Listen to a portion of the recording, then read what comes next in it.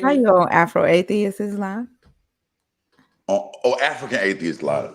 I mean, yeah, African. I Oh, always get them mixed yeah, I up. get them confused too. I was like, wait, African? Okay, nah. Yeah, the African atheist, yeah. And y'all were talking about the flood. I am convinced. Like, I hate to say mean things about people, but there's a certain level where we're getting into like, you aren't well. Like, you're not well. Yeah, You're not well. Like, I didn't get to hear a lot of it, but yeah. Uh, huh? I can't hear you.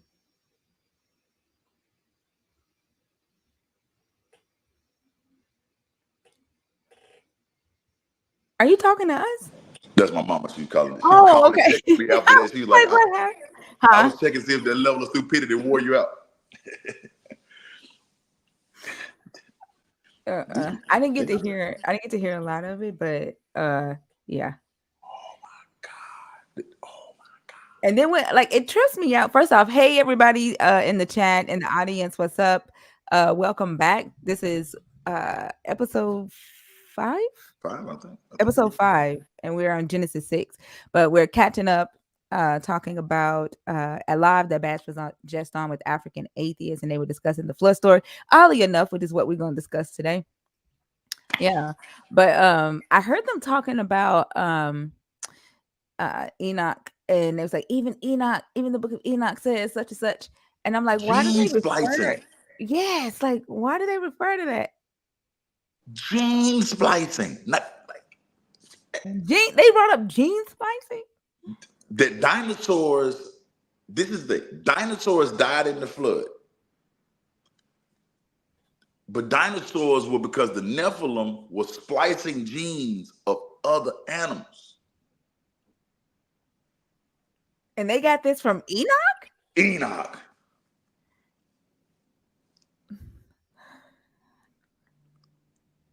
Also, the Nephilim are the Anunnaki. They came down with technology that God was trying to rid them of the technology, and it was crazy. It was crazy. It was crazy. I was like, yo, this is just Kevin said, "Yo, the chick said the Nephilim spirit existed after the flood." after the spiritually, it was still never. I was, bro. There is a certain level where I really have to wonder, like, are you well? Like this is beyond the faith at this point. We're into delusion at this point, right? And I tried to ask him a question. Oh, this is the part I really liked. So I asked, as I do oftentimes about the flood, there are two animals I want to discuss. Okay. These two animals are the three-toed sloth, which are only found in South America, Mm-hmm. and koalas, which are only found in Australia. Okay. The three-toed sloth moves at like speeds of like 1/3 of a mile an hour, right? Like they just don't move fast. They are so slow that they literally gather moss. Like this, they literally have moss growing in their fur because they Oh my move that god. slowly. Okay. Okay. How did that animal get back to South America and only South America? And koalas, they only eat eucalyptus leaves. They're very smooth brain. They are dumb animals, dumb animals. They only eat eucalyptus leaves, and they only eat it when it's in a tree. You can't, if you take the leaf out of the tree and put it on a table in front of them, they don't recognize it because they are that dumb. Okay. How did koalas who only eat eucalyptus leaves in trees get back to Australia? You know what my man said? What? God just placed them back there. He just made up. Hey, it's no different than God just giving Trump a new ear. This Just is gave him this, a new ear. this is why I say these stories are training their minds to accept bullshit as reality. Mama Bash said, "Oh yeah, don't forget, God had to flood the earth to get rid of the technology." He had to flood earth to get rid of technology. And then the technology came right back. It was insane. He kept trying to call the Anunnaki the Nephilim. Wow. Okay, you guys. So today we're gonna actually read the actual flood story. Oh my gosh. My goodness, Chief. Wait, with Genesis 6. Genesis 6. Now let's get over. Let me turn my volume on my Bloop computer. bloop to all of the nerdy fishins out there. Bloop bloop to all the nerdy fish out there. Talk nerdy to me. Genesis 6. All right. You want to read? Want me to read? Yeah, it don't matter. You can read. I can read. Unlike, never mind. Okay.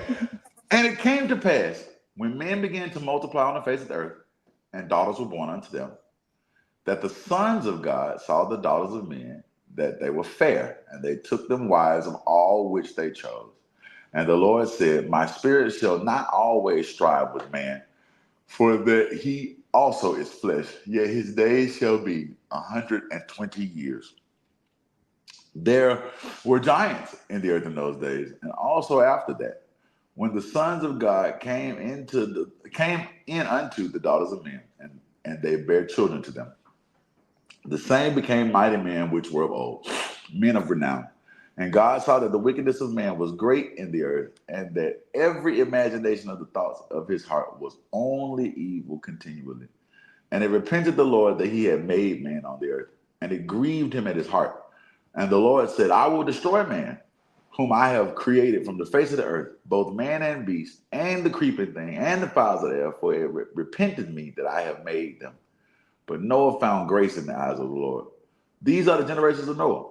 Noah was a just man and perfect in his generation. I forgot that Noah was perfect because we was talking about perfect people too. Yeah. Noah was also another one that was blameless and walked upright, which is interesting because Noah had a different law. He had the Noahide law, Yep. right?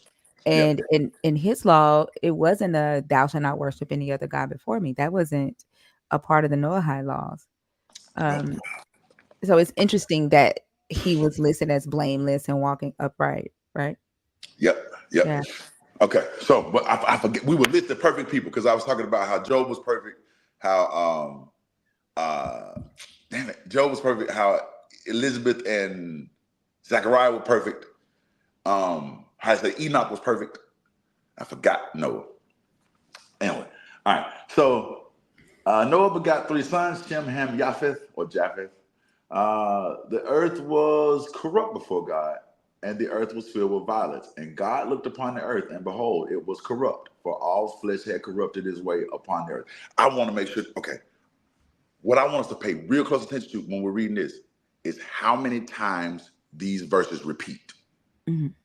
Okay. Did you notice that I had just said the earth was corrupt before God, and the earth was filled with violence? And then it said, and God looked upon the earth, and behold, it was corrupt. Mhm. Yeah. Right? Right. For all flesh was corrupted in his way, and all the earth. Right? This is a Mhm. duplicate. I just said this. I'm saying it again. We'll watch. This is a redaction happening of two versions of this story. Right? Okay. I'm gonna keep going. All right. And God said unto Noah, the end of all flesh is come before me, for the earth is filled with violence through them. And behold, I will destroy them with the earth. Make thee an ark of gopher wood. Rooms shalt thou make in the ark, and shall pitch it within and without with pitch. And this is the fashion with which thou shalt make it of. The length of the ark shall be 300 cubits, the breadth of it 50 cubits, and the height 30 cubits. And a window shalt thou make to the ark, and a cubit shalt thou finish it above, and the door of the ark shalt thou set in the side thereof. With lower, second, and third stories shalt thou make it. And behold, even I, do bring a flood of waters upon the earth to destroy all flesh, where is in the breath of life from under heaven, and everything that is in the earth shall die.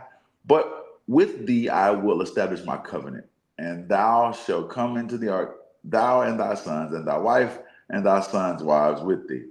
And of everything of all flesh, two of every sort shall thou bring into the ark to keep them alive with thee. They shall be male and female, of fowls after their kind, and of cattle after their kind, of every creeper thing on the earth after his kind. Two of every sort shall come unto thee to keep them alive. We just said that. See what I'm saying? And take thou unto thee of all food that is eaten, and thou shalt gather it to thee, and it shall be for food for thee and for them. Thus did Noah, according to all that God commanded him, so did he.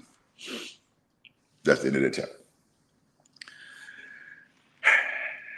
Where would you like to Is start? it is it breaking up? Is it breaking up for everybody, for anybody else? Am I frozen again? Say something. Now you move fine and I you right there. You are kind of jumpy, okay. but yeah, you know you and your computer Okay. do not like this application.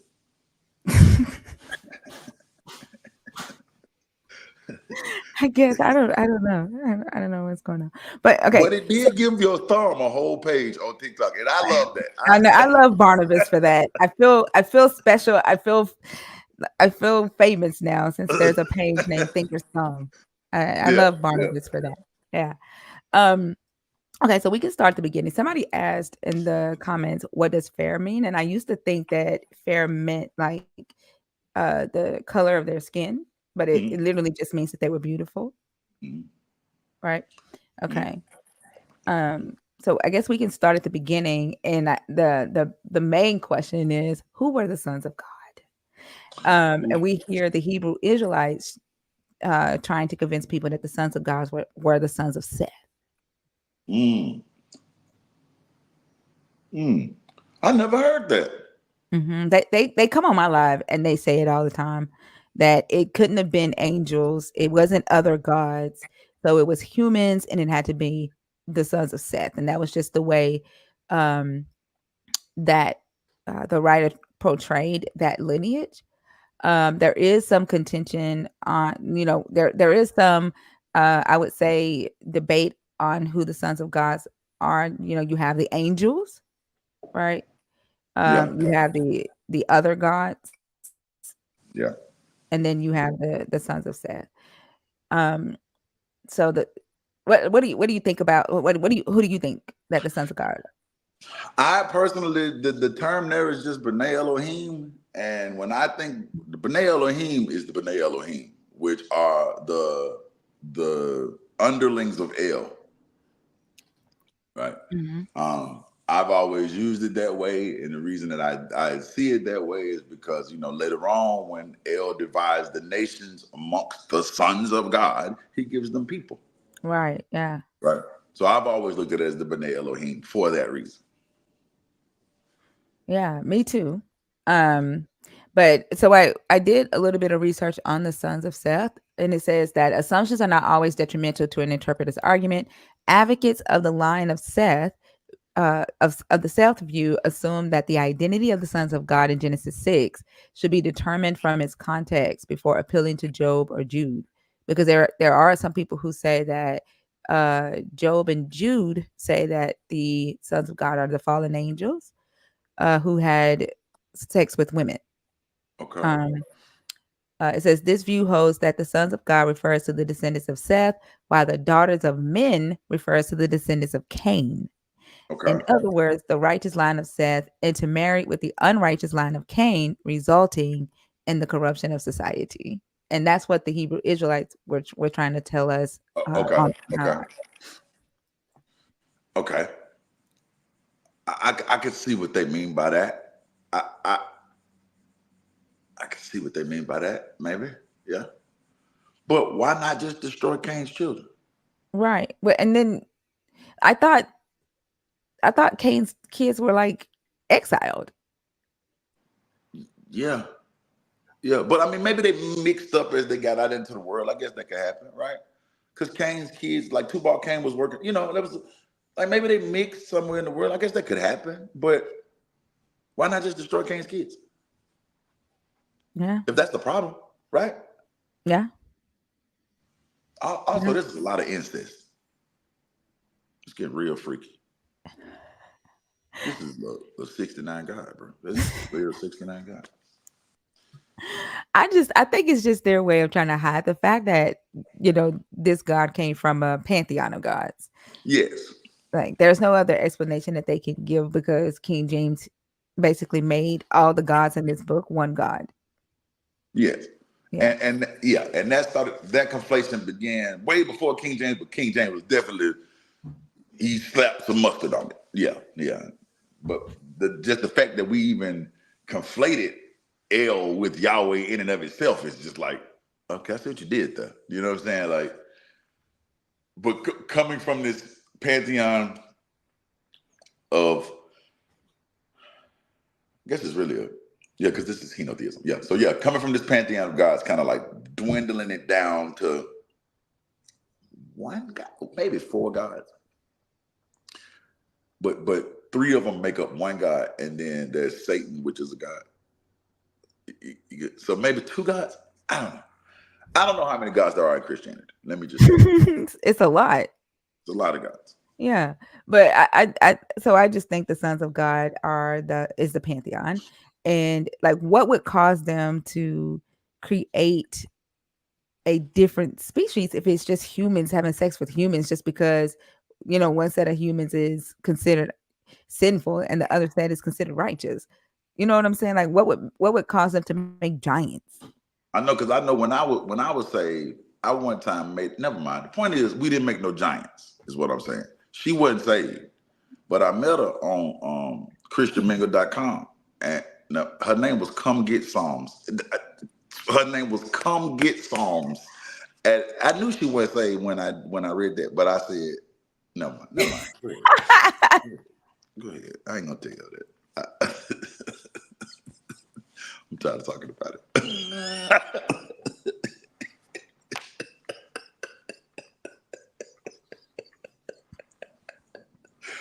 it. Oh my gosh. I Oh, swear. no, I'm sorry. I shouldn't have brought that Oh up. man. Okay. All right. So we know, okay, so for this story, the sons of God are uh i.e. either angels or other gods. And then the word fair just means beautiful. And then where do you want to go from here? I wanted to. Okay, there is this idea. One, there's a scripture that says that God is not a man that he should lie, Hmm. right? Nor the son of man that he should repent, Hmm. right? This says Genesis 6:6. It says, "And it repented the Lord that he had made man." He repented for making man. So he is the son of man. I don't. I, I'm not saying. I'm just saying that it says that he don't repent. He's very Then, human. then he's repenting. Yes, right. So you're gonna watch these characters.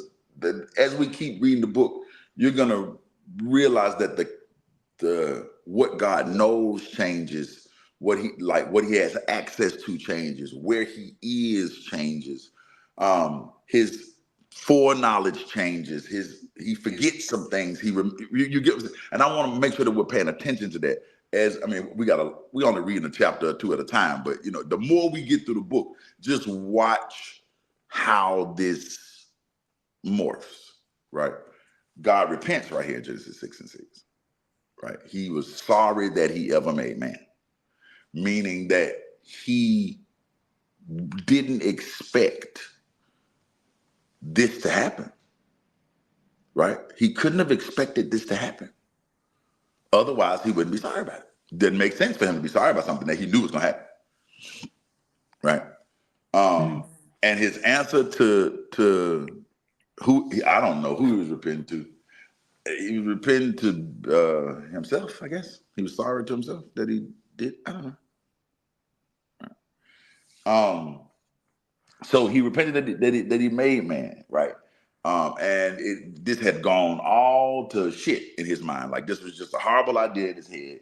And he decided. But the thing I think that's so weird about it is he didn't just decide to get rid of man or Seth's, or Cain's line or mankind in general, but everything that was on the earth except for a couple animals. To this day, as long as I have been alive and as many times as I've studied this, I have no idea what the animals did.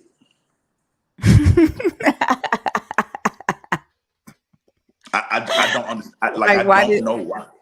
How did they become sinful?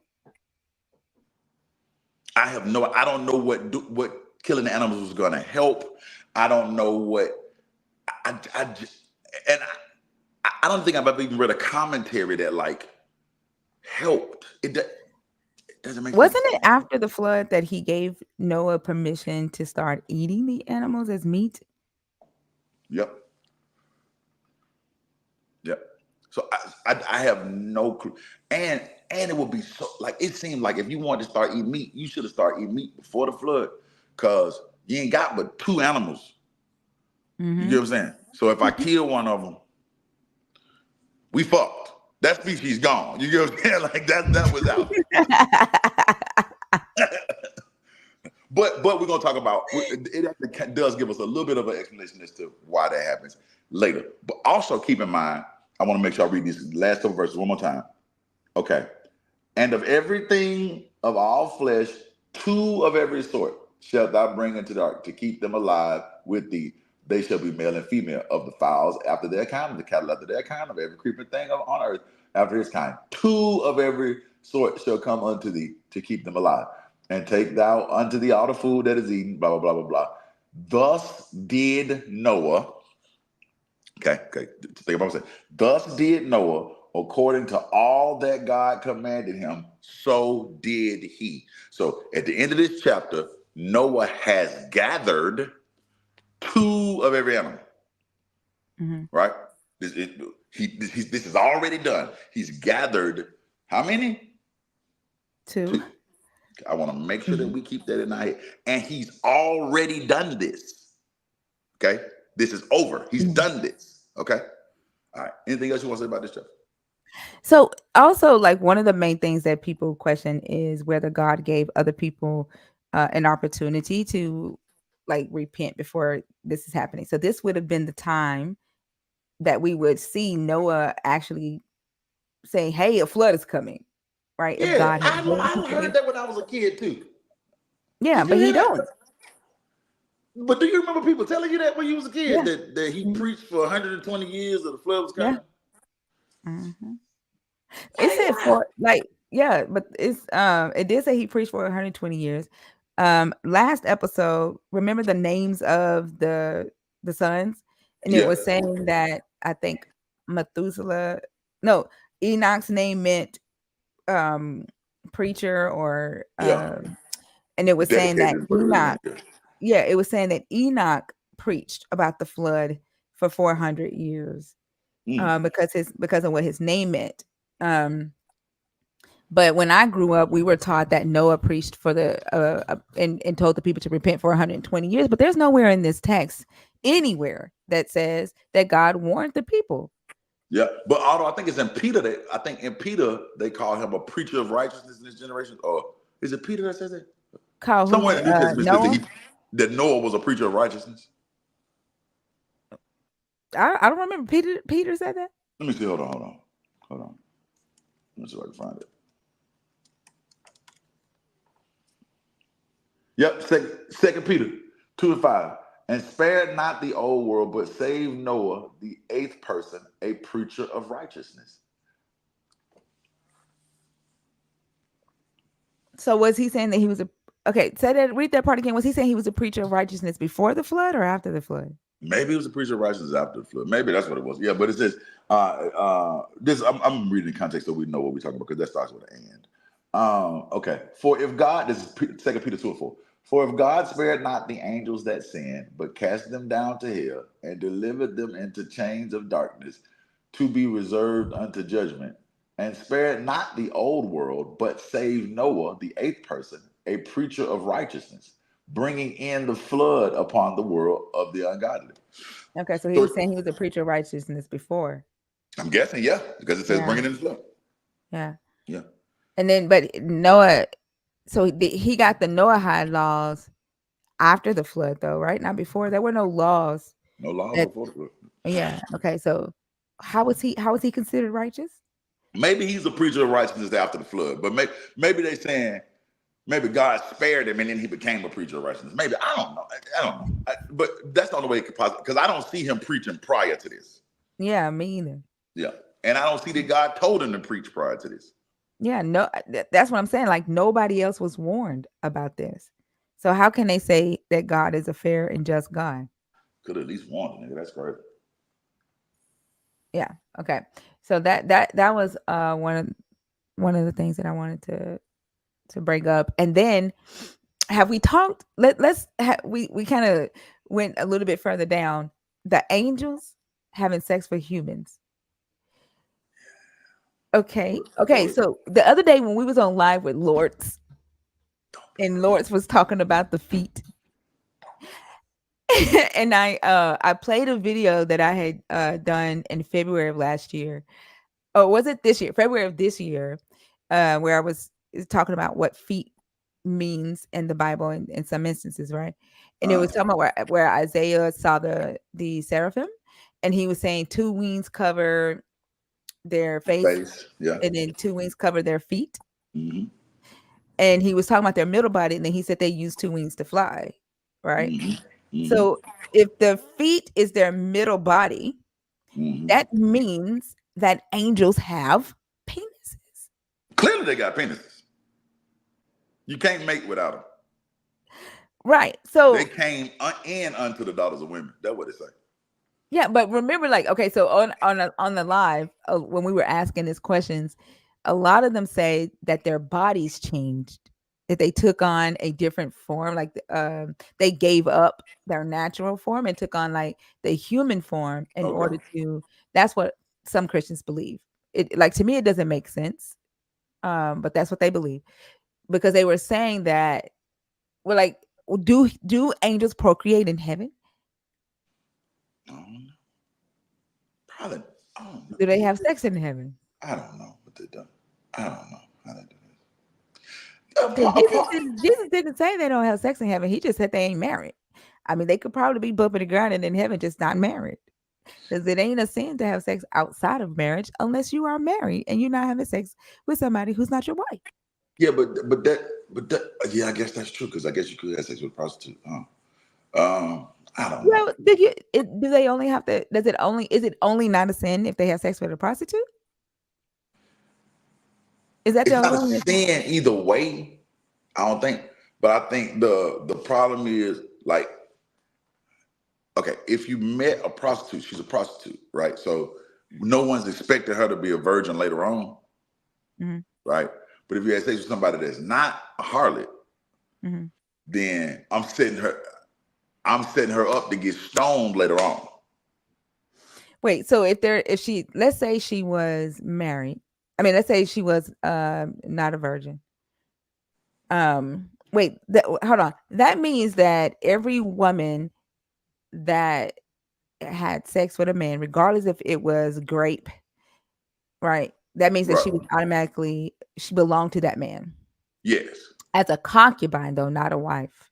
As a wife. Remember over in Deuteronomy, was it 22?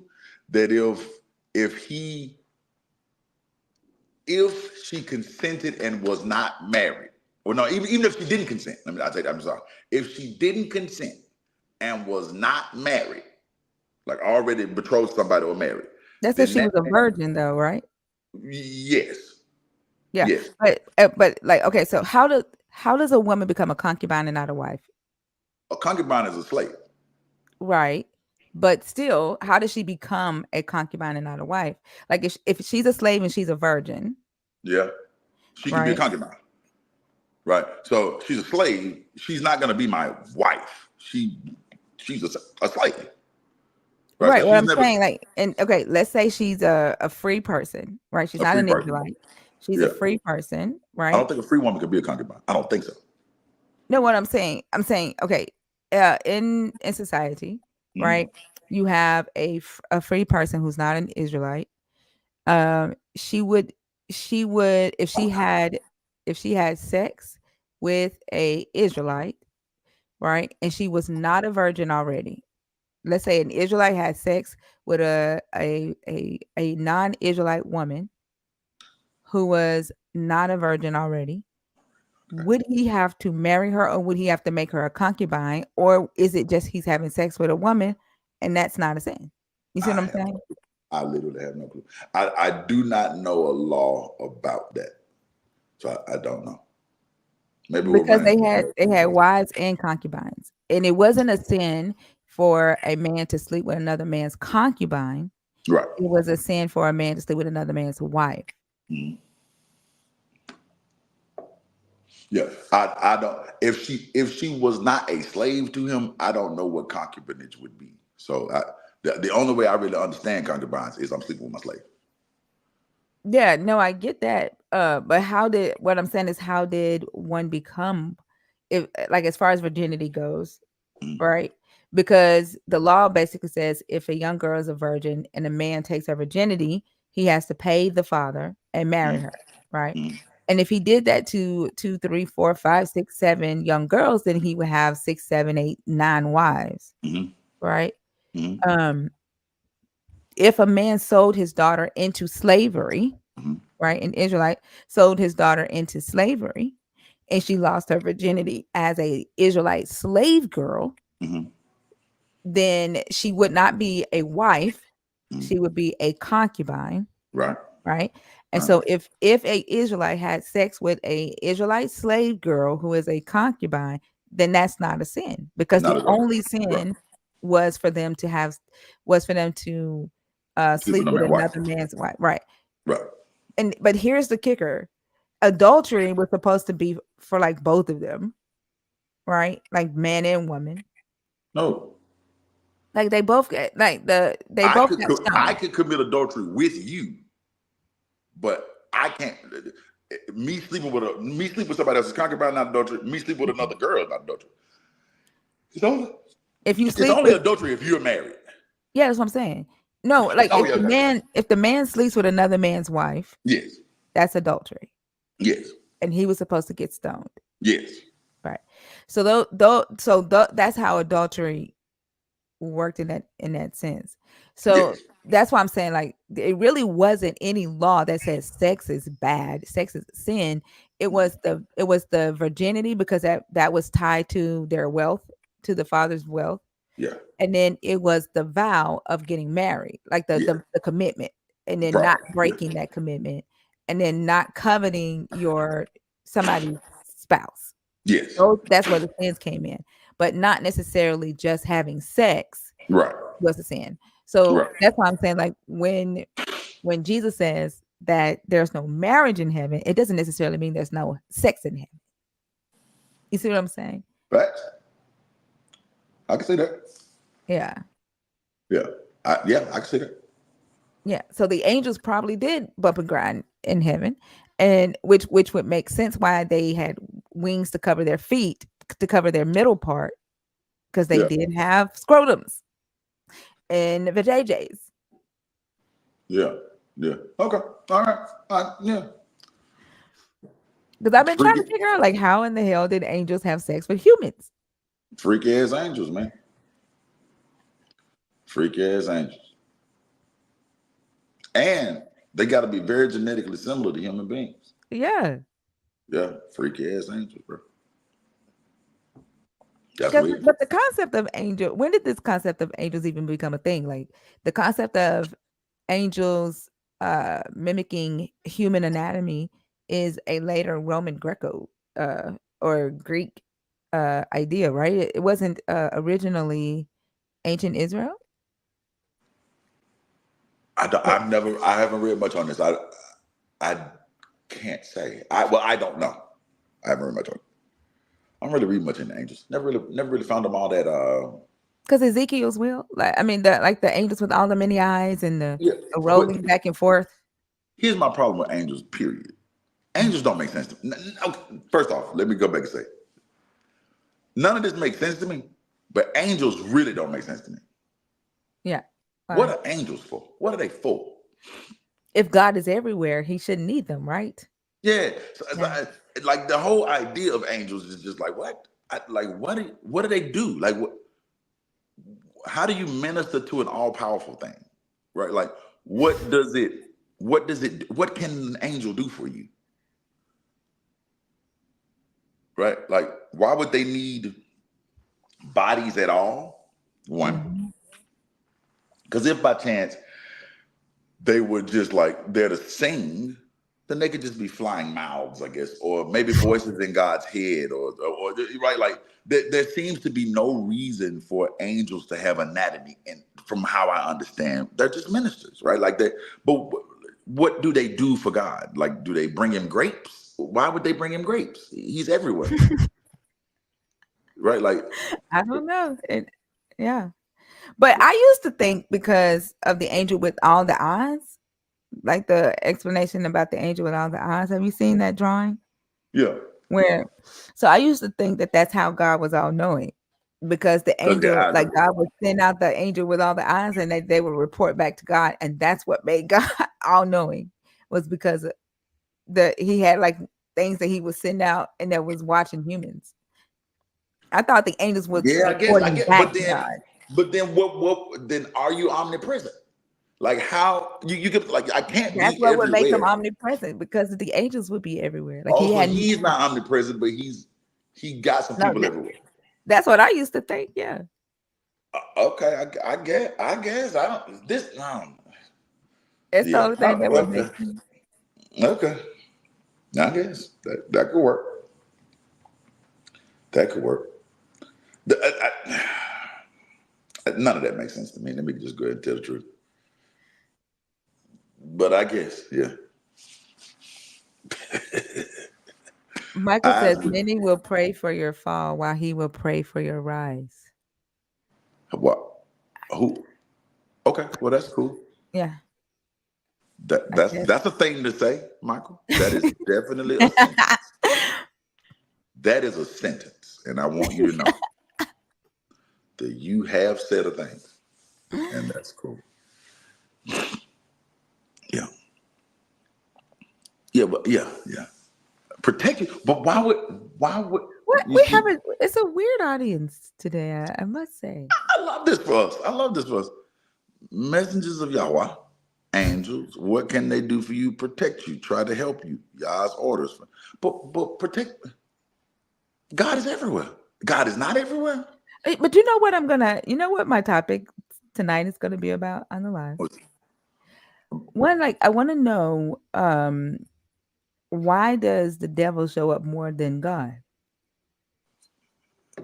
Bro, If the God deal. is everywhere, Yeah.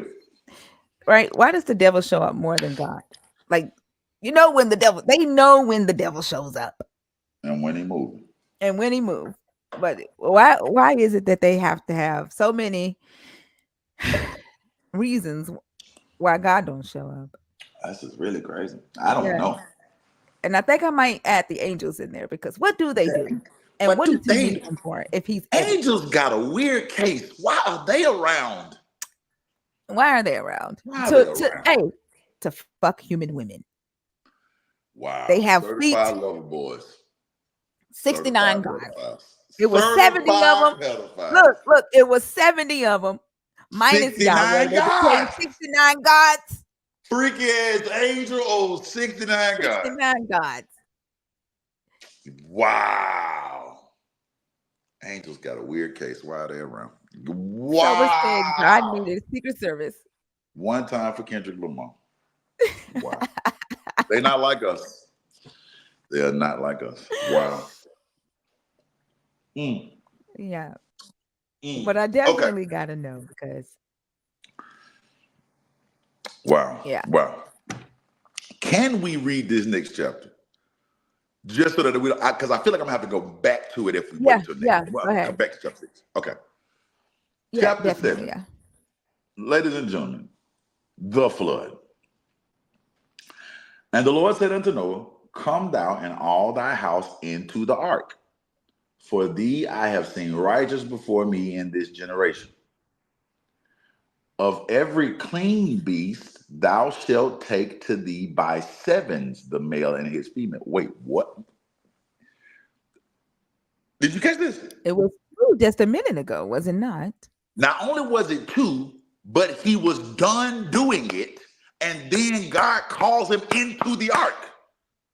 And then he says, of every clean beast thou shalt take to thee by sevens, the male and his female, and the beasts that are not clean by two, the male and his female, of the fowls of the air by sevens, the male and his female, to keep seed alive upon the face of all the earth for yet 7 days, and I will cause it to rain upon the earth 40 days and 40 nights. Keep that in your mind too. And every living substance that I have made, I will destroy from off the face of the earth. And Noah did according to all that the Lord hath commanded him. But he already did this. He already did this. That was the last verse in chapter 6. Mhm. And so Noah did all that God commanded him. Right? And then God says, come on the ark. And then he says, all the clean beast. What's a clean beast? What beasts are clean? We'll get to it later. Let me just keep reading. Verse 6. And Noah was 600 years old when the flood waters came upon earth. And Noah went in, and his sons and his wife and his son's wife with him into the ark because of the waters of the flood. Of clean beasts and of beasts that are not clean, and of fowls and of everything that creepeth upon the earth, there went in two unto the ark, the male and the female, as God had Hey, commanded. hey, And it Nash. came to pass, huh? Hey, keep reading. I need to leave the stage and reset. My computer is freezing up. But keep Okay, going, okay. and I'll be right back. Okay. Okay, come on back. All right, all right. And it came to pass after 7 days that the waters of the flood were upon the earth. In the 600th year of Noah's life, in the second month, the 17th day of the month, the same day were all the fountains of the great deep broken up, and the windows of heaven were open. And the rain was upon the earth 40 days and 40 nights. Okay. In the self same day entered Noah, and Shem, and Ham, and Japheth, the sons of Noah, and Noah's wife, and the three wives uh, of the sons of them into the ark. Okay. Y'all see that we just said this a minute ago? Let me go back. Okay. All right. Let me make sure. Let me go back up.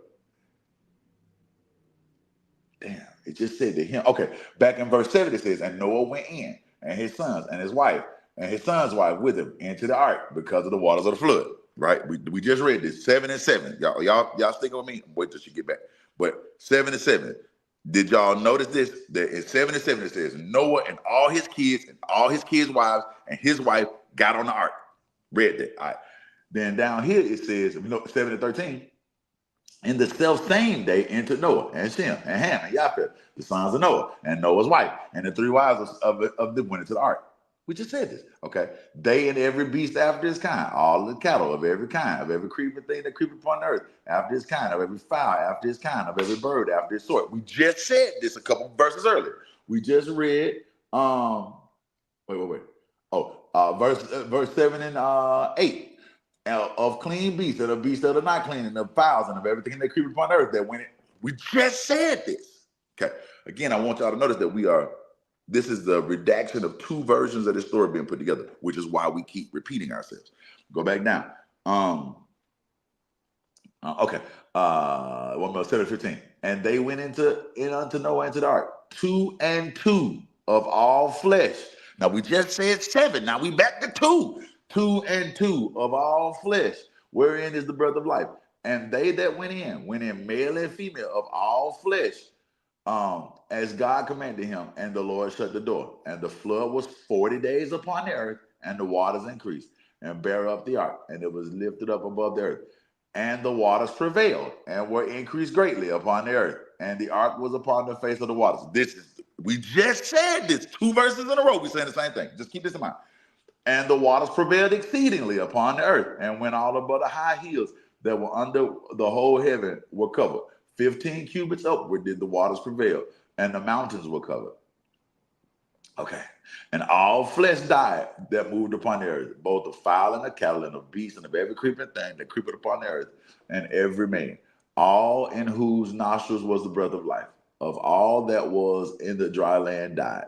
Every living substance was destroyed upon earth, which was upon the face of the earth, both the man and the cattle and the creeping thing. We just said this.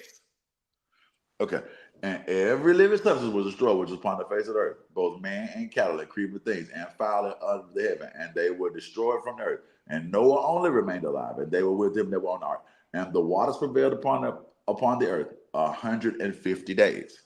Now it just said that the waters was on earth for 40 days. Now it says the waters was on the earth 150 days.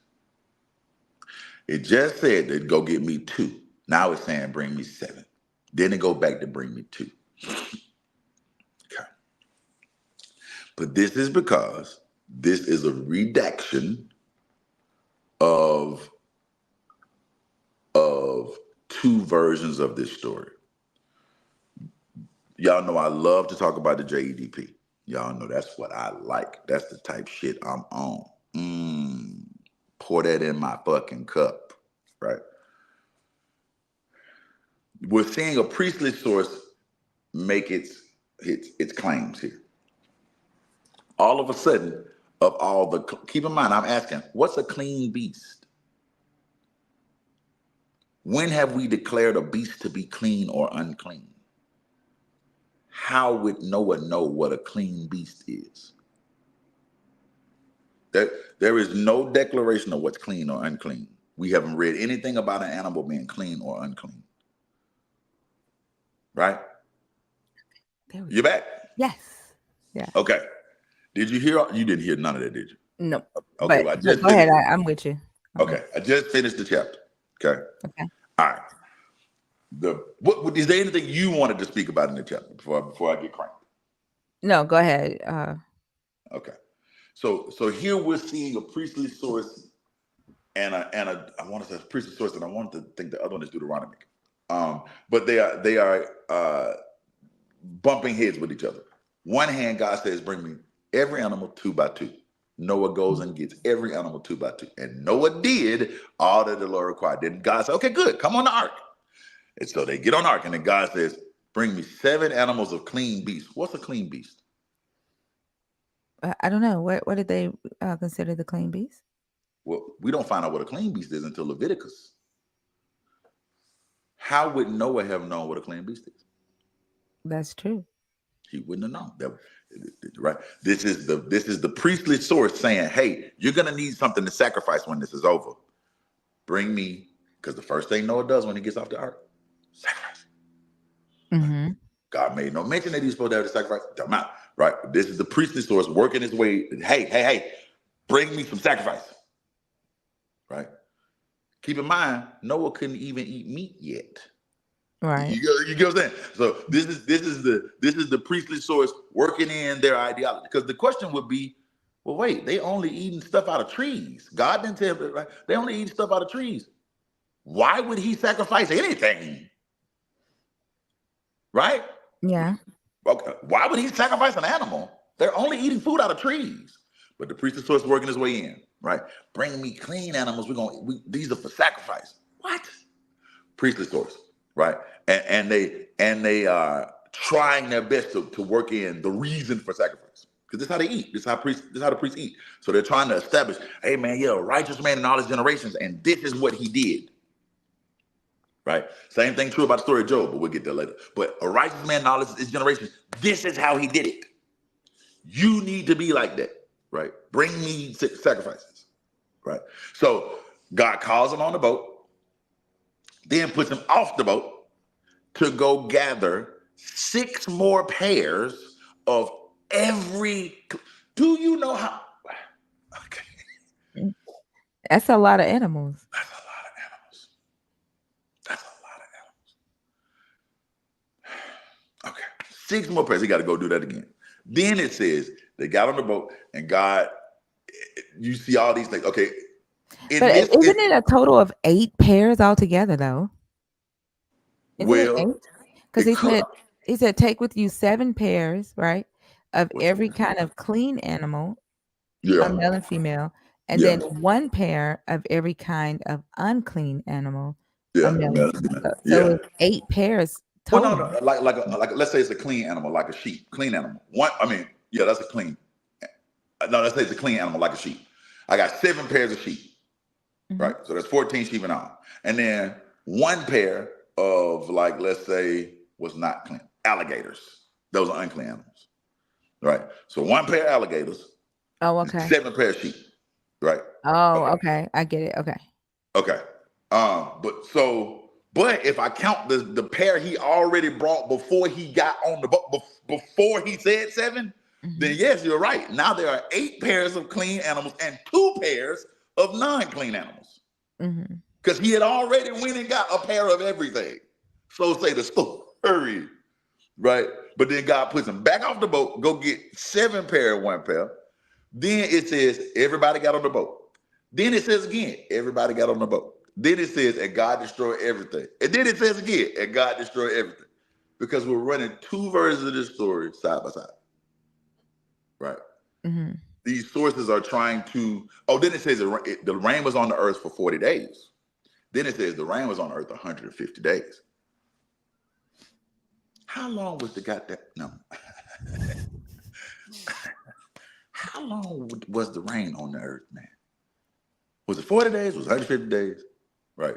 Was it 1 pair of animals? Was it 7 pairs? How, again, trying to get these political points across. That's why I love these 2 chapters so much, because they are like, it is blatant that if I take the repeated verses and put them one side, like this is a story, and they read just fine, just that way. If I take all the repeated verses and just separate them and just read one side, I'll get the whole story. I read the other side with the other set of repeated verses, I get another whole story. And then I just kind of smush them together. Right. Yeah. Yeah. That's the JEDP. That's JEDP. Mhm. Right. And this is one of the biggest ways you can see it, right? Like, okay, this is redacted. It gets blurrier in some places, but this one is obvious. Right? The priestly source is in here screaming, we need sacrifices. Please don't. Because how are we going to sacrifice? How would Noah sacrifice if it was only 1 pair of clean animals? He couldn't kill it because then we'd never get those clean animals back. He had to have extras so that he could sacrifice. Right? This is a big part of the politic. Again, most of Genesis is political. Most of it. It's trying to set up etiologies to let you know why we do a thing. Why is life like this? Oh man, it's hard to work when you're outside because Adam. Why don't women like snakes? Yes, see, back in the day, da da da. Why do we bring sacrifice? Yes, see, because when God right. So this Genesis is really telling you why things are the way are. Why is God doing this? Right? Why do we speak different languages? Oh man, tell you the story about Babylon. They had a tower. Okay, so there's a whole lot of etiology setting up why the world is that way. Right? Yeah, like looking at, okay, so 6, 11, starting with 6 through 10, Mm-hmm. 11 through 12, Mm-hmm. and then 13 through 16. I think, okay, so are you saying, okay, so is 6 through 10 would be the priestly? Let's see, Noah was 600 years old when the flood waters came on the earth. Uh-huh. And Noah, his sons, and his wife and his sons' wives entered the ark to escape the waters of the flood. Okay. Pairs of clean and unclean animals, of birds and all creatures that move along the ground, male and female, came to Noah and entered the ark. So the animals came to Noah. Noah didn't have to go get them here, right? Yes. And they were already, Noah and his family was already on the ark. Yes. And then it says they were on the ark for 7 days, and then after 7 days, the flood waters came. Right. So then you have, starting at verse 11, it's another narrative, Yeah. right? In the 600th year of Noah's life, on the 7th day of the second month, on that day, all the spring waters of the great deep burst forth, and the floodgates of the heavens were opened, and rain fell on the earth 40 days and 40 nights. Okay. That's a thing. Okay. And then go back. Go to 13. In that self same day. Yeah. So this is a different narrative, right? Yep. On that very day, Noah and his sons, Shem, Ham, and Japheth. What I'm trying to figure out is which is which. So on that very day, Noah and his sons, Shem, Ham, and Japheth, together with his wife and the wives of his 3 sons, entered the ark. Wait. Now remember earlier back in it said that they was on the boat for 7 days. Where did it go? Mhm. Just read it. Yeah. 6 through 10.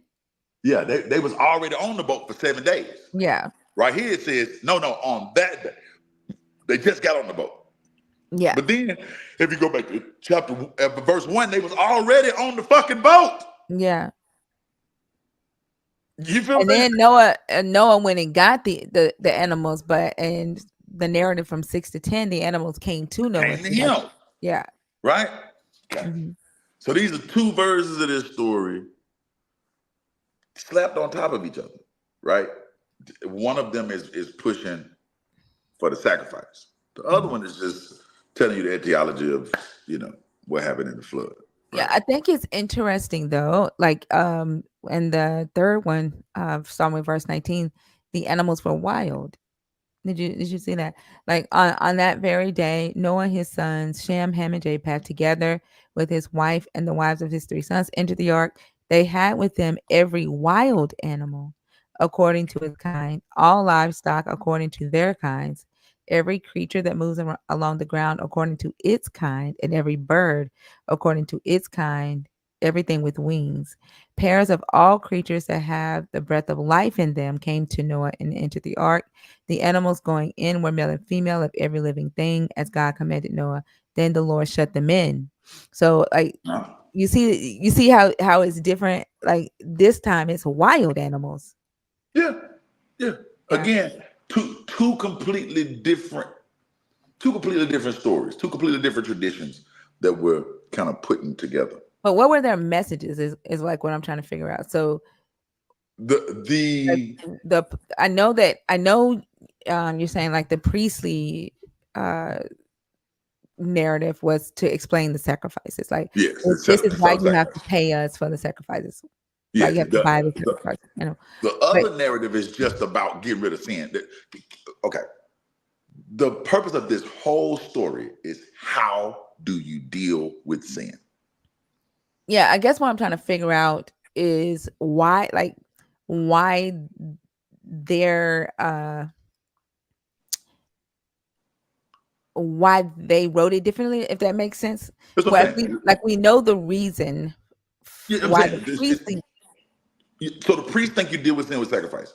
The Deuteronomists just believe God punishes sin, Yeah, and then right? the He other just one, yeah, the the Elohim. Deuteronomist just picks that hey, God is gonna punish sin. He's gonna forgive who he forgives. He's gonna not forgive who he's not gonna forgive. The Yeah. priestly source says you gotta pay for that with a sacrifice. And then the Elois, like, would you say that 13 through 16 is from the Elois? I don't have enough of the story from the Eloists to tell you what their purpose in saying it was. That's all I got is 13 through 16. Right? My contention is that this is a Deuteronomic source and a priestly source. Oh, you don't think that this is I think the Eloists make their claim here from 13 through 16, but I don't have enough of the rest of it to say, oh, this is what they were getting at. I believe because there's other I sources. think it's interesting that they refer to the animals as wild animals, and it's every animal of its kind. It's not just the clean and unclean. Um, and they refer to them like they had every wild animal, right? Um, according to its kind, all livestock according to its kind. Like just the way that they present it. It's Um, a completely th- different word. Yeah. A completely different tradition. But I don't know enough about I don't think I have enough of their source material to say, or that I'm reading. Because some of this it could be as conflated as two different sources in one verse.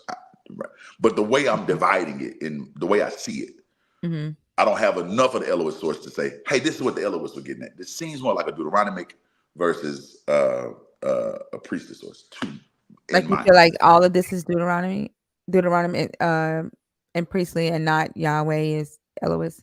I don't think the Yahweh is in this. It doesn't seem Yahweh to me. Okay. Yeah, yeah. Doesn't seem Yahweh. I mean, You wouldn't think that verse that the beginning of it maybe is verse 1. Yeah, Yahweh. maybe verse 1. Maybe Yeah. verse 1. I don't know why, but I feel like 13 through 16 would be the Elois. Because they saved every kind of animal, right? Even the wild animals. Um, like I just feel like 13 through 16 is probably from the Elois. It could be. I Mhm. just don't have enough I don't have enough other Elohist sources in this thing to say, okay, here is the Elohist narrative. Mhm. right? And they'll be able to pick through the Elohist narrative and go, okay, they're trying to get at this. Mhm. But it's easy to see the priestly source. It's easy to see the Deuteronomy source. The way this is set up just it goes perfectly aligned with how the Deuteronomy saw punishment for sin.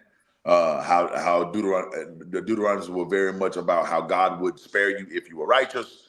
It wasn't necessarily about the sacrifices that you offer, but about your righteous living. Um, again, the priestly source always telling you, no, we definitely gonna need some sacrifice. So I can see those two things. But perhaps 13 through 16 is the Elohist source. I just don't know the rest of that version, the Elohist version of the story. So I can say, okay, this is what the Elohists were trying to say. Mhm. What is the significance of 40 days and 40 nights? Just a Like test. we know that Moses had the 40 days and 40 nights. We have the 40 days and 40 nights with the water here. Jesus had his 40 days and 40 nights. Like what is the significance? Did Paul have 40 days and 40 nights? I don't know. I know they was in the wilderness for 40 years. I know 40 is just the number of testing. It's the number of what? Testing. Okay. Yeah. It's a number of testing. I really want to know what the significance of the 150 days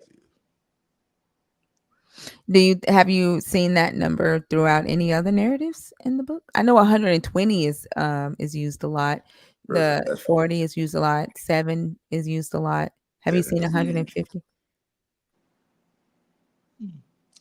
I do not know why the flood would last 150 years. I mean 150 days. Or 150,000 years, because a day is like I don't know how long the flood lasts. Do you think they're adding like the 40 plus? Wasn't it another number in here though? We ain't got to another number. Right now it's just saying 40 and 150. Okay. Yeah. And I do not know the significance of the 150. I just don't know that. Because that would be 110 days added to 40. I don't know what 110 would be representative of, or 11. All right. I don't know where that comes from. Or I don't know why it's there. Let me say that way. Okay. Yeah. The water's flooded the earth for 150 days. So is it that's saying that the waters were on the earth for 150 days, but it rained for 40 days and 40 nights, right? That's saying two different things. And the rain was upon the earth for 40 days and 40 nights. And then the waters stayed on the earth for 150 days, Is the right? rain not the water? It Well, doesn't say and no, it I'm saying rained. no, I'm It saying like doesn't the say it rain. rained for 40 days. It says the rain was on the earth. Right. Like, no, what I'm trying to figure out is it saying that it rained for 40 days and 40 nights and then the earth was just flooded for 150 days after that? That's how people interpret it. Yes. That is an interpretation. Okay. Yeah. Yeah. So, and all that would be if we're saying it rained for 40 days, 40 nights. Although it says the rain was upon the earth, it didn't say it rained upon the earth. But I'm okay, fair enough. If we're saying it rained for 40 days and 40 nights, Well, and then that verse 12 uh, says, and rain fell on the earth 40 days and 40 nights. And then it says, well, huh? the word okay, all right, that's a way to write that, but it does the word fail is not in that sentence. That word is not in that sentence. In verse 12? Yep, the word fail is not in that sentence. What do you mean it's not in the sentence? If you read that in Hebrew, you do not see the word nafil, Oh, nafal, to I don't fall. know. Yeah, the Yeah. word fall or fail is not in that sentence. I don't know. I'm just reading it here in the New Standard. It says fell on right there. Yeah, Um, you go yeah. read that in I don't Hebrew know. and you find the word fall, you tell me about it. Mhm. The word fall is not there. But fair enough. For ease of reading, if you want to say it fail, fair. But if you read that in Hebrew, the word fall is not there. The word in the field, in the fall, no tense of the word fall is there. Yeah. So are we thinking that this is saying that the whole entire flood, the moments of the rain plus the time that the earth was flooded, are we thinking that it's saying that one set is saying that all of this happened in 40 days And then another set is saying that all of it happened over 150 days. 150 days. Yes, that's how I see it. Okay. Because I am yet to find a copy of text that says, like an old copy of text that says that the rain fell. Hmm. Yeah. Because keep in mind, it was waters coming up from the deep, right? Like it was water. According to this, there was water coming from everywhere, right? So if So we go to verse 8, I mean, chapter 8, it says, "But God remembered Noah and all the wild animals and livestock that were with him in the ark, and he sent a wind over the earth, and the waters receded. Now the springs of the deep and the floodgates of the heavens had been closed, and the rain had stopped falling from the sky. Then it says, the water receded steadily from the earth. At the end of 150 days, the water had gone down. And mhm. on the 17th day, on the seventh month, the ark came to rest on the mountains of Arat, and the waters continued to recede until the 10th month. And on the first day of the 10th month, the top of the mountains became visible. After 40 days, Noah opened a window. Yeah, so it is saying two different things.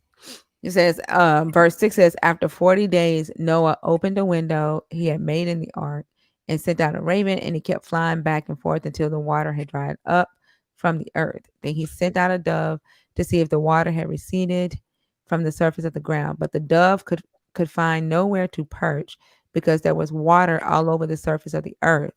So it returned to Noah in the ark. Um, he reached out his hand and took the dove and brought it back to himself in the ark.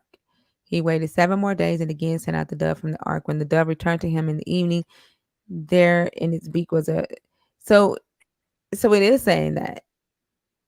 So again, you got this 150-day narrative where God sends this wind and the water started to recede.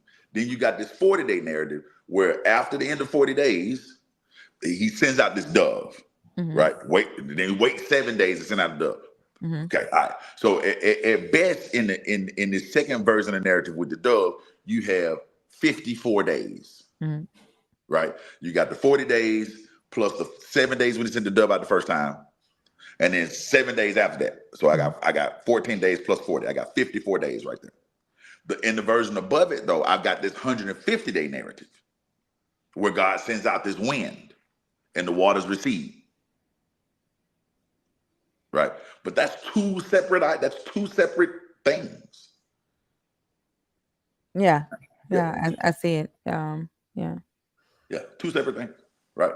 So yeah, yeah. Now, oddly enough, if well, I'm trying to see how to say this. I don't want to go. I don't want to say nothing wrong here. Let me make sure I'm saying this right. Most important here is just to see the two stories sitting beside each other. Now, Mm. Maiden's mother makes a great point. Noah was musty as hell. I hate to say this, but Noah was musty as hell. Cause unless they was taking rain baths, which I guess you could have, you What did know, he use to build the altar to to sacrifice the animal? did we read that far? On it? It could have No, used well, we're stones. in 8 now, huh? He could have used stones. Most altars were made of stone at that time. You think all the stones and stuff were dry by then? They don't have to be. They don't have to be. I mean, don't take long for stone to dry if it's not porous, right? If you got sun out, man. I mean, if it rains Would on the it, earth have been flooded? even if it had been flooded, once the waters receded, like you give if the waters are receding to a point. But here's the thing that I think is spectacular about this. Imagine it rains that long, and everywhere on the planet, every animal is dead. Mhm. How you get through these dead bodies, Mhm. right? Like the bacteria and fungus that is about to grow from this is going to be outlandish. The stench of bloated, dead animal flesh. is Not only going that, to the human bodies. human flesh, right? Again, everybody's dead. Mhm. Everywhere you go, there is just floating, bloated flesh. Who cleaned that up? Yeah. Where did all the bones go? Like, yeah. Even after they even after they rotted, like where are all the bones of the humans that died all over the earth? Well, that may take long. It's a weird process for bones to fossilize. So maybe they could have just decayed. I guess they could decay. While they were on the boat, on the ark? I'm saying after the fact, like after the fact, the hundreds and hundreds of years after. But No, yeah, I was it talking was. about like he's literally making a burnt offering to the gods while there's humans everywhere. And then they're living they're repopulating the earth after this where there's human bodies just decomposing. Everywhere, just all over the place, just all over the place, dead things. And to keep in mind, they on water, so they floating around. It's dead stuff everywhere. It ain't no trees that's alive. Nothing is living. And you think about hunting. Noah's a 69 God. Yeah, I'm like the it's just tripping me out. Like the main thing that he does when he comes off the ark is he takes some of the animals and he does a sacrifice. yeah.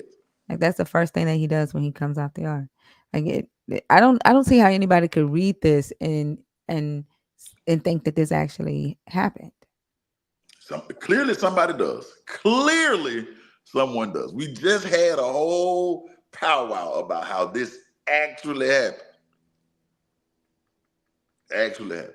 But again, God translated the koala bears and the kangaroos back to Australia, right? Mm. Mhm. So I guess he just evaporated the bodies, right? I guess Right? He just zapped them up. he can do anything. Yep. And if you get to mixing fresh and salt water, all them fish gone. Saltwater fish and freshwater fish live in those climates for a reason. They live in those ecosystems for a reason. They can't process the other water. All them fish gone. This is the worst smell imaginable. Yeah, yeah. The worst smell imaginable. Right. So yeah, this just wouldn't work. As a matter of fact, there are people who believe, especially some young earth creationists, that believe that during this flood is when all the continents divided. They believe that this was on Pangea, which is even crazier. They believe that this story lasted all that time through oral tradition or something. Yeah, they believe that this is when Pangea broke up. That's which is insane. But how if they believe that this is when Pangea broke up, then how is it that Noah's that do they know how old the Pangea? Pangea, Yeah, do they know how old that is? they believe that the Earth is only 6,000 years old. So So all they of this think stuff that Pangea happened 6,000 years ago. they think it happened about 4,000 years ago. Yeah, yeah, and they believe the continents drifted that far apart in 4,000 years. Yeah, that by the end of this, the continents were where they were. So in other words, in 40 days, the continents moved thousands of miles. So they would have, like, the continents would have been at breakneck speed, literally damn near race car speeds, flying across the world, right? And keep in mind, India is a subcontinent. The reason that the Himalayan mountains exist is because India is smashing into the rest of Asia, which is what's making the Himalaya.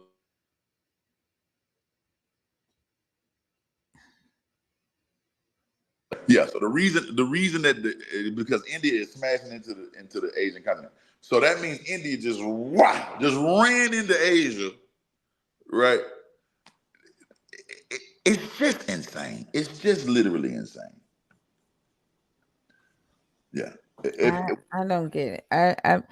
I mean, it's a cute story for when you're, a kid in like Sunday school, but as a uh, grown adult whose brain is fully developed, you learn to reason. I don't get how anybody could just surface level reading this could say, "Oh yeah, that's possible," or "It did happen," or spend money and time on trying to prove that it did happen, like the creationists. Yes, if you ever go, as a matter of fact, if you ever find some time, there is a woman on YouTube. Her name is Gutsick Gibbon. I don't know. You guys ever follow Gutsick Gibbon? I know who she is. Uh-uh. She is a paleontologist. I don't know, but she studies specifically like uh, hominids, right? Like she's all about like uh, Australopithec scenes and things like that. Like so, she's really that's her field of study. And she has a video about the flood. She does a video about the flood, and she Mhm. talks. She has this thing. It's specifically known as the heat problem. Mhm. It is embarrassing. But you can also go look up on a Christian site, Answers in Genesis, where they discuss the heat problem and like the amount of heat that this would have generated. Yeah, it would have created an issue. All of the dung and all of that.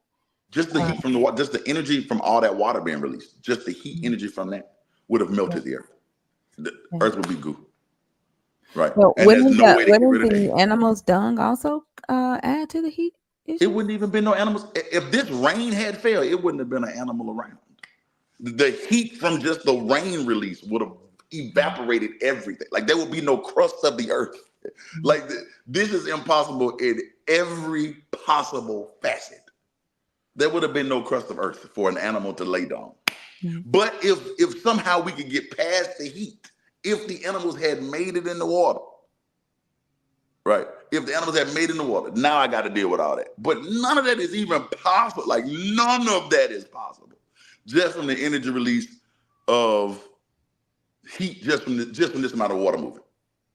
And this would have had to been 7 times the water on the entire planet. So the water would have had nowhere to recede.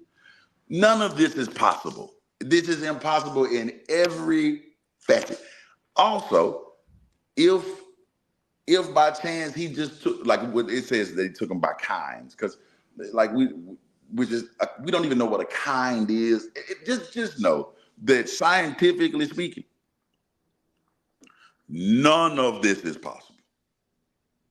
Like Yeah, not one piece of it.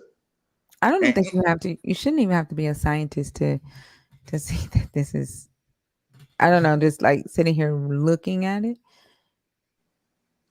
Like you shouldn't even have to be a scientist to see that this is ridiculous. it on his face, it's Yeah. ridiculous. Yeah, yeah. And it's on his face, it's ridiculous. Nothing about this is nothing about this is, but it's a story to set up the idea that this is how God deals with sin this way, or God deals with sin this way, right? Do I have to offer sacrifices? Do I have to, or is he just picking who he's going to spare and who he's not going to spare? Is it about the way I live, or is it about my sacrifice? Is it right? Is obedience better than sacrifice? Is sacrifice better than obedience? Blah blah blah. Blah, right? This is an argument that goes on for the rest of Scripture, Mm. right? And you see this argument starting up even here. But for people who walk away from this thinking that this is literal and that this actually happened, okay. Okay, if you say so, Chief. Well, I think the book of Enoch is to thank for that as well. Like whoever wrote the book of the first book of Enoch, the Watchers, and filled in all of the holes of whatever oral tradition that was being passed out. Um, they're to thank as well for this Absolutely, story. Yeah. absolutely. The I often wonder,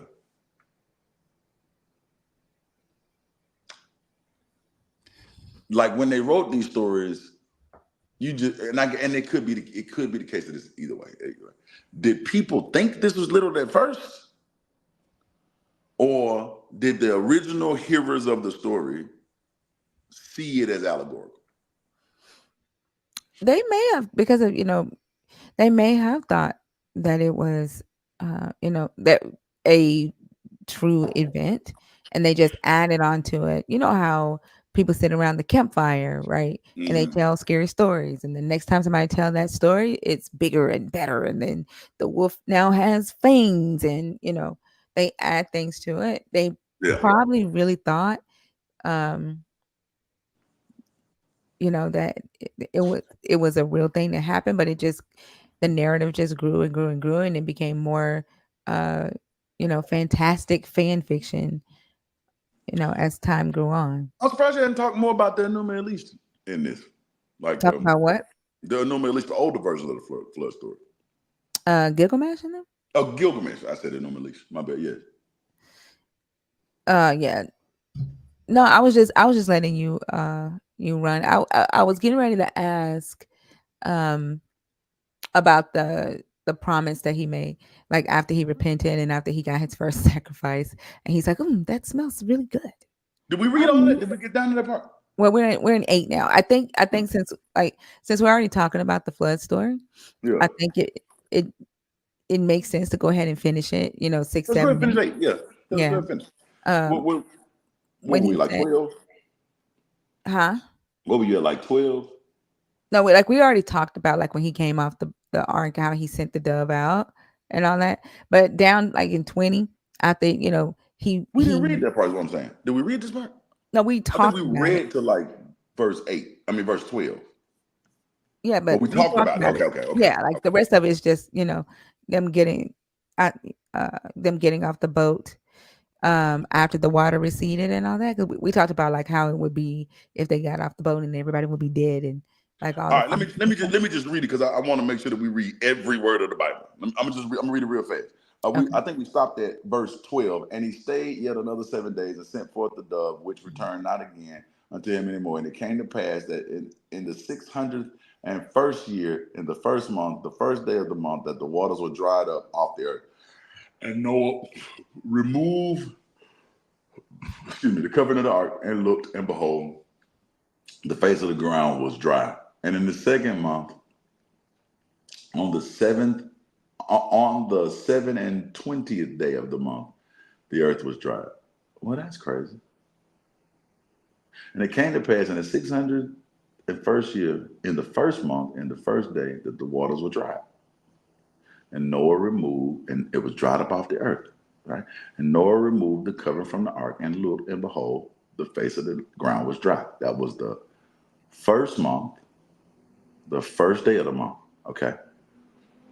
8 and 14. And in the second month, on the 7th and 20th day of the month, the earth was dried.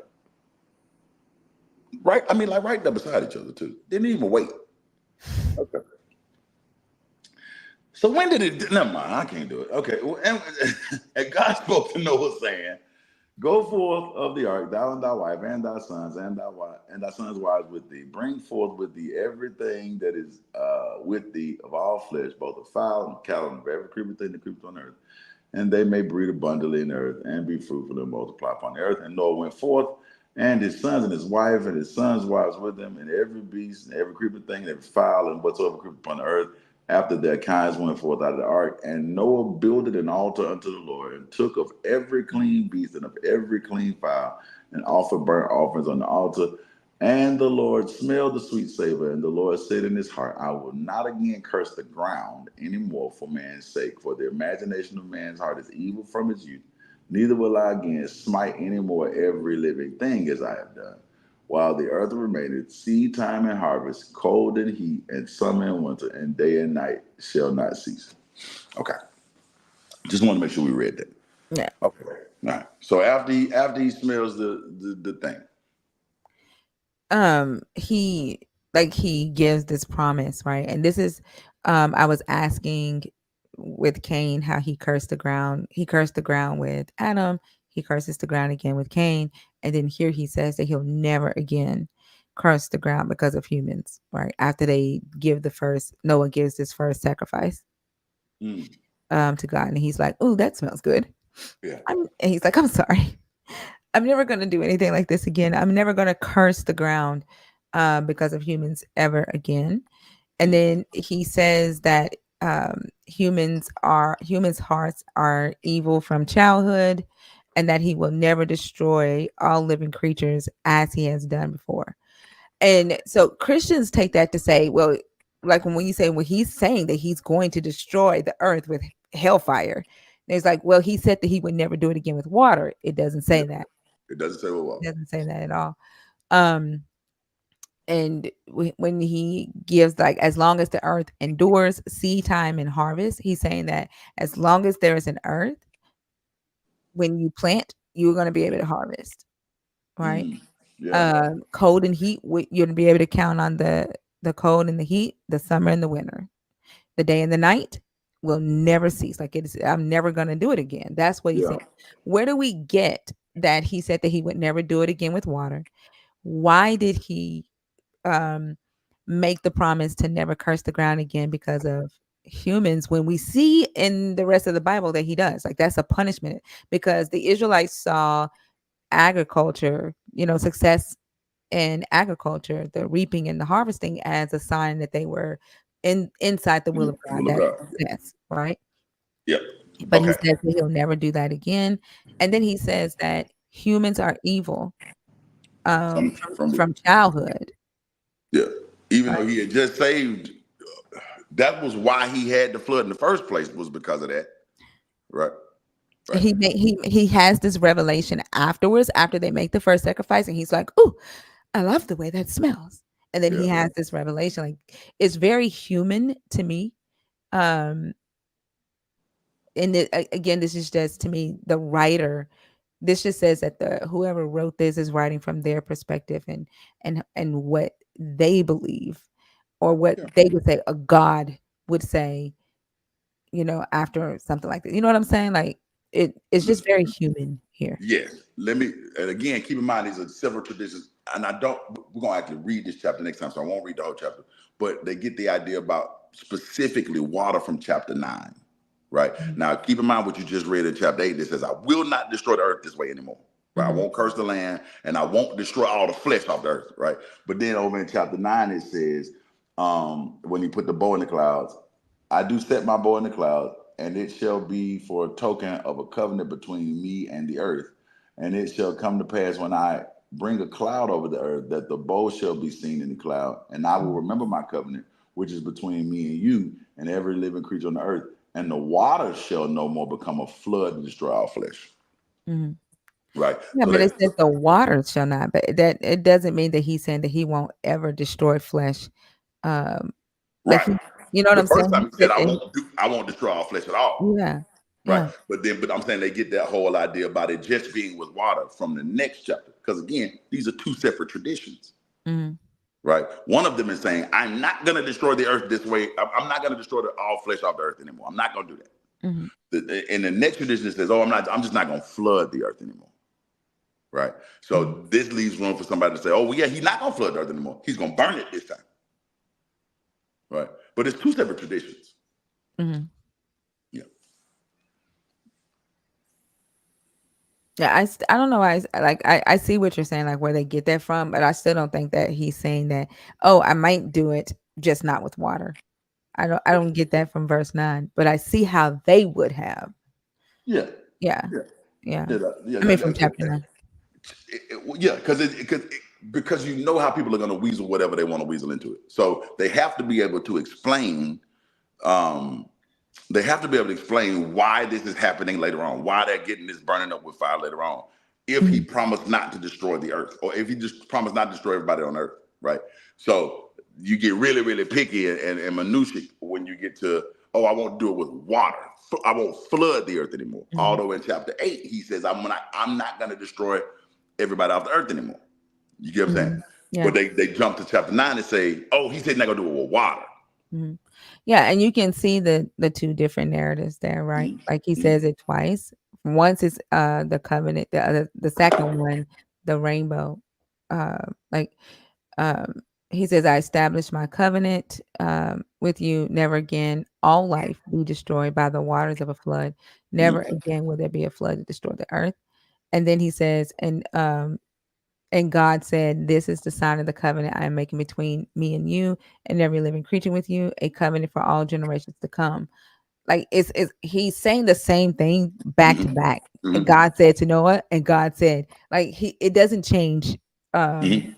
yeah, it's like they just put the They two. just put them all right on top of each other, right? So Yeah. you're seeing those duplicates because this is two traditions that we slide on top of each other. So Mhm. you'll see this repetition. And we've been watching it specifically in the story. This story is a grand example of okay, you see those two things on top of each other, right? You see him Mhm. repeating the same things over and over again, right? It's not like unless God forgot that he just said this. Remember, we read those two verses where it was like, oh, this happened in the first month on the first day. Very next verse, he said, oh, no, it happened on the second month, the 22nd day, 27th day, right? The earth was dry on the first month of the first day. I mean, first day of the first month, the earth was dry. Then the very next verse it says, oh, no, no, no. It was the 27th day of the second month that the earth was dry, Mhm. right? These are two separate traditions laid Mhm. right on top of each other, Yeah. right? Yeah. And I think that the first, I think I see four. I think the 1 and 8 is one. I don't know whose is who, but I think the 1 and 8 is one where he says, "Never again will I do it." Yeah. And then you have the first one and 8. The second one, I mean the second one and starts with verse 8. The In third chapter one, 8 verse or 12, chapter 9? chapter 9. Okay. Can we The wait on chapter second, 9? Because we haven't read it yet. We haven't no, read no, it. But I'm I just just saying jumped in how on I this. see it. Okay. Okay. Yeah. Um, I'm just saying how I see it. Like I see four mentions of like four covenants, four mentions Okay. of the covenant. Yeah. And the first time I see it is in verse 8. I mean Mm-hmm. chapter 8. And then I see it in chapter 9. The second one, verse 8. Mm-hmm. The third one starts at verse 12. And then there's just a mention in verse 17. So like it all says the same thing where Mm-hmm. God said and God said and God said and it's all the covenant. And they all just they say different things, but I think the very first one is the one where he's saying that I won't ever do it again. I don't know. It'd be interesting to know who wrote what, right? Like is it the Elohists that say, "Oh, God's never going to flood the earth again because he's a glorious God," or you know what I'm I, saying? I will bring that research with me next week. And I will show you what the sources say about that. I will bring that when we actually get to read chapter 9. I should have thought that through today, but I'll bring it with me next week when we actually read the word for word. Okay. Because there is there's actually a whole Bible, a whole not Bible, but like a Tanakh, a whole Tanakh, where they block off the JEDP. Okay. Yeah, so I would definitely bring that with me next week. I don't forget to do that. I'll bring it. Okay. Yeah. It's pretty interesting. So yeah, I don't have anything else. Mm. Man, well, I have enjoyed this. Oh, wait, before we do this, no, I'll wait. Yeah, I have enjoyed this yeah, we'll wait for chapter 9. Boom. This has been fun. This has been fun. This has been fun. I can't believe we was actually talking about the flood earlier today. It was just so serendipitous. And you see how people can take that flood narrative and now all of a sudden the Anunnaki brought PlayStation 5. And that's crazy. That's just that's just crazy. Anyway, man, I've enjoyed this. I hope this has been good for the people that's been watching. I've enjoyed reading through it, man.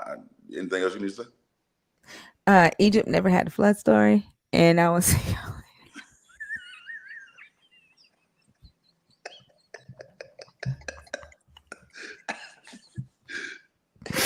if it happened in the world, it would have happened in Egypt. There is no flood story, so there is that. One more thing, get a 4 for 4 biggie bag from Wendy's, and I'm out. Bye, y'all.